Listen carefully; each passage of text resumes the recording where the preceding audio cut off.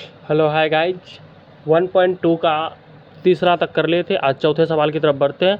ठीक है, मेरा चौथा सवाल, HCF 306 और 657 बराबर 9 दिया है। ठीक है, LCM, ठीक है, ये 306 और 657 ज्ञात कीजिए। क्या ज्ञात करना? LCM हमको ज्ञात करना। क्या ज्ञात करना? LCM ज्ञात करना। ठीक है, तो हम पहले लिखेंगे HCF 306 और 657 बराबर 9। LCM 306 और 657 बराबर वाट, यानी कि LCM HCF बराबर 9, HCF बराबर 9, LCM बराबर वाट। तो हमको LCM ज्ञात करना। LCM का क्या फार्मूला आएगा यहाँ पे? LCM का फार्मूला आएगा LCM बराबर पहली संख्या गुना दूसरी संख्या। जैसे पहले आगे जांच में किए थे ना, सेम उसी तरीका करना, लेकिन उसी फार्मूला का थोड़ा उलटफेर करके उसी तरह से सेम तरीका से बनेगा। ठीक है, तो पहली संख्या गुना दूसरी संख्या, पहली संख्या गुना दूसरी संख्या। ठीक है, अब इसी तरह बटे में हम करेंगे HCF। ठीक है, तो हमारा LCM बराबर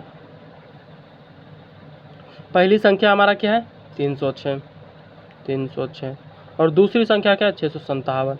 657 बटे में क्या? HCF कितना? HCF है 9। ठीक है, अब इसको कटाते हैं। कितने बार में कटेगा भाई साहब? फटाफट कमेंट करो, कितने बार में कटेगा? 34 बार में। अब इन दोनों को मल्टीप्लाई करते हैं। इन दोनों को मल्टीप्लाई करेंगे तो आएगा कितना? फटाफट कमेंट करो। इन दोनों को मल्टीप्लाई करेंगे तो आएगा कितना? 22,338। 22,338। ठीक है, तो हमारा LCM क्या निकल गया? LCM बराबर 22,338। ये हो गया। अब बढ़ते हैं पाँचवें सवाल की तरफ। ठीक है, तो ठीक है, अब बढ़ते हैं पाँचवें सवाल की तरफ। जांच कीजिए कि क्या किसी प्राकृतिक संख्या n के लिए 6 पावर n 0 पर समाप्त हो सकता है कि नहीं। क्या करना? कोई मरीज उरीज है, इसको जांच करना है। ठीक है, तो पहला चीज़ हमको ध्यान रखना है, शांत और अशांत। ठीक है, शांत किसको बोलता है और अशांत किसको बोलता है? ठीक है, शांत उसको बोलता है जिसका गुणनखंड 2 और 5 आवे। ठीक है, और अशांत उसको बोलता है जिसमें किसी में 2 आ सकता है, किसी में 5 आ सकता है। ठीक है, लेकिन किसी कोई और भी संख्या आ सकता है, लेकिन जिसमें दोनों संख्या आएगा, 2 और 5 आएगा, तो वो शांत ही होगा। अगर सिर्फ 2 आ गया और कोई संख्या आ गया तो अशांत हो जाएगा। ठीक है, और 2 और 5 दोनों किसी में आ गया तो वो शांत ही होगा प्रॉपर। ठीक है, ये चीज़ ध्यान रखना है। और सिर्फ 2 आ गया, 2 पे पावर n आ गया, 5 पे पावर n आ गया, तो वो भी शांत ही होगा। ठीक है, ठीक है, तो इसमें 2 आ गया, 7 आ गया, ये अशांत हो जाएगा, ये नहीं होगा। ठीक है, अब बढ़ते हैं आगे की तरफ। ठीक है, अब सीधा मुद्दे सवाल पे आते हैं। ठीक है, अब हल लिखते हैं।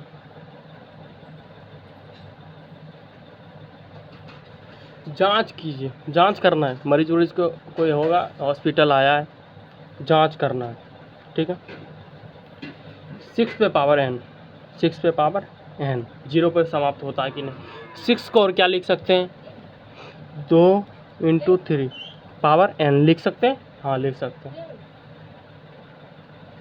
क्या बोल रहा है? 0 पे समाप्त हो रहा है कि नहीं। ठीक है, तो अब आगे बढ़ते हैं। और चूँकि हम लिख सकते हैं कि चूँकि 6 पे पावर n अभाज्य गुणनखंड में केवल 2 आता है। क्या आ रहा है? क्या बोले थे? 2 के अलावा 5 आना चाहिए, अदर कोई संख्या नहीं आना चाहिए। लेकिन सिर्फ 2 ही रहता तो काम हो जाता। 2 ही रहता तो ये शांत हो सकता था, यानी शून्य से शून्य हो सकता है। लेकिन 2 के अलावा क्या आ रहा है? 5 नहीं आ रहा है, 3 आ रहा है, इसलिए ये नहीं होगा। इसलिए हम लिखेंगे कि 6 पे पावर n को अभाज्य गुणनखंड में केवल 2 है।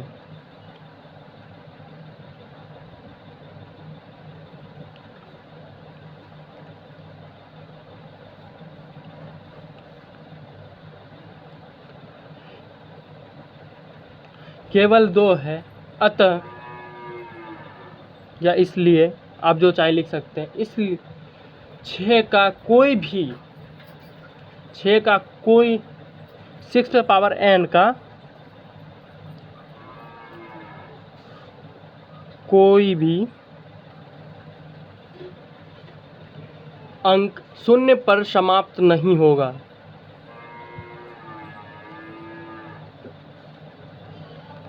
शून्य पर समाप्त नहीं होगा।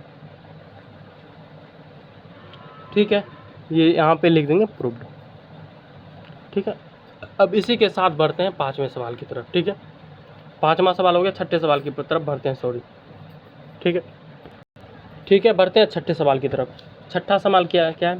व्याख्या कीजिए कि 7 गुने 11 गुना 13 प्लस का 13 और ये पहला संख्या, पहला हो गया, ये दूसरा है 7 गुना 6 गुना 5 गुना 4 गुना 3 गुना 2 गुना 1 प्लस का 5 भाज्य संख्या है, क्यों? अब इसको साबित करना है, भाज्य संख्या है तो क्यों है। ठीक है, अब बढ़ते हैं आगे की तरफ, लिखते हैं हल। अच्छा, सबसे पहली बात हल लिखते हैं और सबसे पहले लिखते हैं भाज्य संख्या क्या है और अभाज्य संख्या क्या है। भाज्य संख्या वैसी संख्या जिसके एक और स्वयं के अलावा अन्य कोई गुणनखंड हो, उसे हम भाज्य संख्या कहेंगे। अभाज्य संख्या वैसी अभाज्य संख्या एक और स्वयं के अलावा अन्य किसी संख्या से भाग ना लगे, अन्य कोई गुणनखंड ना हो, अन्य कोई अवर्तक ना हो, उसे ही अभाज्य संख्या कहेंगे। ठीक है, इसमें स्वयं और एक के अलावा अन्य गुणनखंड हो या अन्य से भाग लगे, उसे भाज्य कहेंगे। ठीक है, कॉन्सेप्ट क्लियर। अब बढ़ते हैं इसको प्रूफ करने की तरफ। ठीक है, अब करते हैं पहला सवाल, पहले प्रूफ करते हैं। पहला हमारा क्या है? 7 गुने 11 गुने 13 प्लस का 13। ठीक है, इसको अब तोड़ते हैं। पहले तोड़ेंगे क्या? 7 गुने 11, 13 को क्या हम कॉमन लिख सकते हैं? यह 13 कॉमन कर दिए। यहाँ पे 13 अगर कॉमन आ गया तो बचा क्या? एक बचा। अब इधर भी 13 कॉमन आ गया तो बचा क्या? 1। अभी सबको पहले 13 7 11 77 हो गया। 1 से 11 से मल्टीप्लाई करेंगे 1 में तो 1 ही आ गया, 77 आ गया। ठीक है, प्लस का 1। ठीक है, अब और 13 इंटू प्लस का 78। अब फिर 78 को तोड़ते हैं, 78 का गुणनखंड तोड़ते हैं। ठीक है, 2 बार में 39, फिर 3 बार में 13, फिर 13 बार में 1।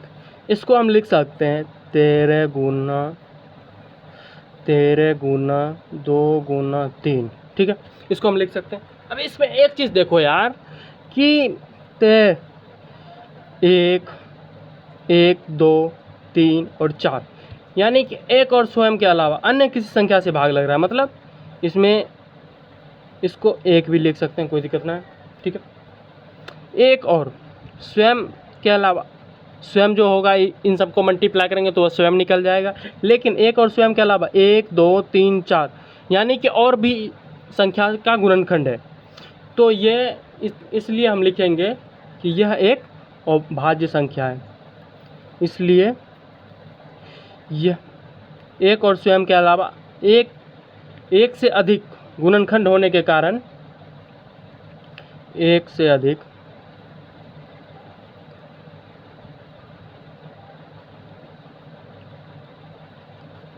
गुणनखंड होने के कारण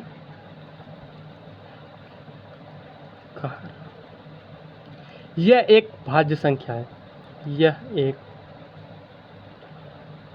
भाज्य संख्या। ठीक है, अब इसी तरह से हम बनाएंगे दूसरे सवाल को। दूसरा सवाल हमारा क्या है? लिखते हैं पहले दूसरे सवाल को। दूसरा सवाल क्या है? 7 गुने 6 गुने 5 गुने 4 गुने 3 गुने 2 गुने 1 प्लस का 5। पहले 5 को कॉमन करते हैं, जैसे यहाँ पे किए थे सेम उसी तरीक़ा से करना, कुछ भी डिफरेंट नहीं है, सेम सेम टू।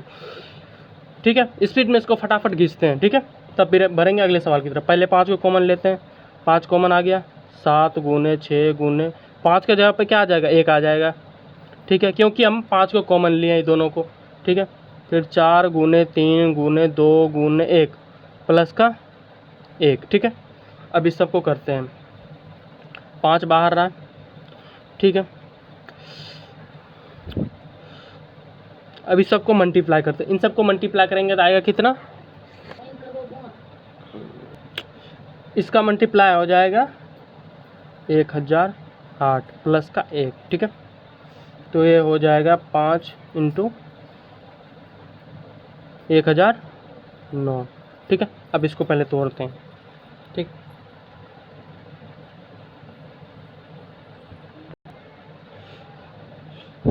पाँच इंटू 109, यानी कि हम क्या बोले थे, एक से अधिक गुणनखंड होने के कारण ये एक भाज्य संख्या है। तो इसलिए हम लिखेंगे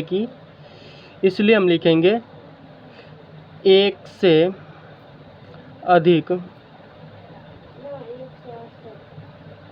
गुणनखंड होने के कारण यह एक भाज्य संख्या, क्या संख्या है, भाज्य संख्या है। ठीक है, यहाँ तक क्लियर, कोई डाउट नहीं। अगर जो भी डाउट हो वो कमेंट कर देंगे, अगले क्लास में उसका डाउट भी क्लियर मिलेगा। ठीक है, और इसी के साथ हम बढ़ते हैं 7वें सवाल की तरफ। एकदम लास्ट सवाल है, एकदम बेहतरीन भी होगा। ठीक है, अब इसी के साथ बढ़ते हैं 5वें सवाल की तरफ। 5वां सवाल क्या है, किसी खेल के मैदान के चारों ओर, ठीक है, एक वृत्ताकार पथ है,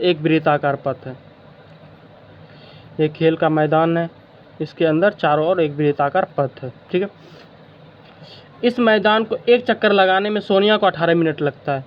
इस चक्कर को लगाने में सोनिया को कितना मिनट लगता है, 18 मिनट। ठीक है, जबकि इसी मैदान को एक चक्कर लगाने में रवि को 12 मिनट लगता है। रवि को कितना लगता है, 12 मिनट। ठीक है, इसी एक चक्कर को लगाने में मान लीजिए कि दोनों एक ही स्थान पर एक ही समय पर चलना प्रारंभ करता है। प्रारंभ करने के एक ही दिशा में चलता है, मतलब ये एक ही दिशा में चलता है, कोई विपरीत दिशा नहीं, एक ही दिशा में चलता है। ठीक है, कितने समय बाद वह पुनः प्रारंभिक स्थान पर मिलेगा, मतलब यहाँ से अगर चला है तो पुनः ये इसी स्थान पर कितने समय बाद मिलेगा। मतलब ये है कि ये यहाँ से चला, अब कोई 12 मिनट में अपना दूरी तय कर रहा है, कोई 18 मिनट में, कोई आगे पीछे होगा। अब ये 12 मिनट में कर रहा है तो ये तो फास्ट दौड़ेगा, इसके मुकाबले तो ये फास्ट अति करेगा, ये उससे स्लो करेगा। तो ऐसा जब भी सवाल आवे तो आपको ध्यान में रखना है कि ऐसा जब भी सवाल आए तो आप आंख बंद करके एलसीएम निकाल सकते हैं, उसमें कोई गुंजाइश नहीं है। तो हम लिखते हैं हल। माना कि दिया है कि लिखेंगे, दिया है सोनिया को वृत्ताकार पथ में लगाने का चक्कर लगाने का समय, सोनिया को वृत्ताकार पथ पर चक्कर लगाने का समय बराबर कितना, 18 मिनट। अब फिर लिखेंगे रवि को वृत्ताकार पथ में चक्कर लगाने का समय। ठीक है, रवि को वृत्ताकार पथ पर चक्कर लगाने का समय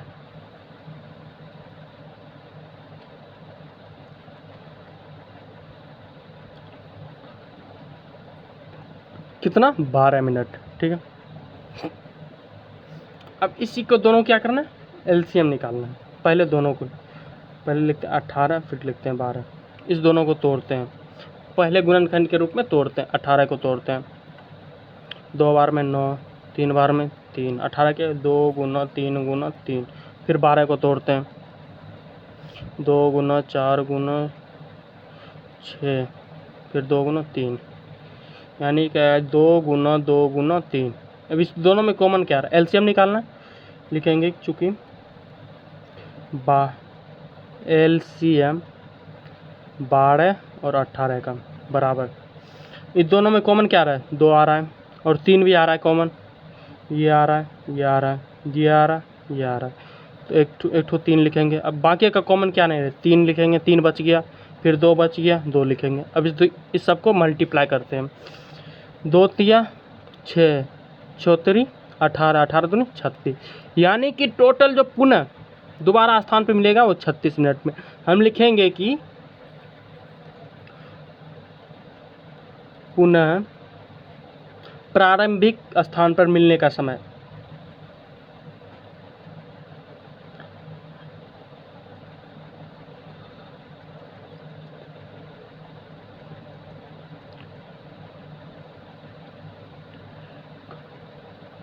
समय बराबर 36 मिनट। इसी के साथ मेरा क्लास 1.2 क्लियर होता। अब कल आएंगे बेहतरीन क्लास 1.3 लेकर, और 1.3 में बहुत सारा सवाल पूछा जाता। इस बात को ध्यान रखते हुए आप 1.2 को रट ही ले तो बेहतर है, उससे एक 5 नंबर का क्वेश्चन कन्फर्म ही है। ठीक है, तो हम कल आते हैं 1.3 के साथ। आज के लिए धन्यवाद, इतना ही। राधे राधे।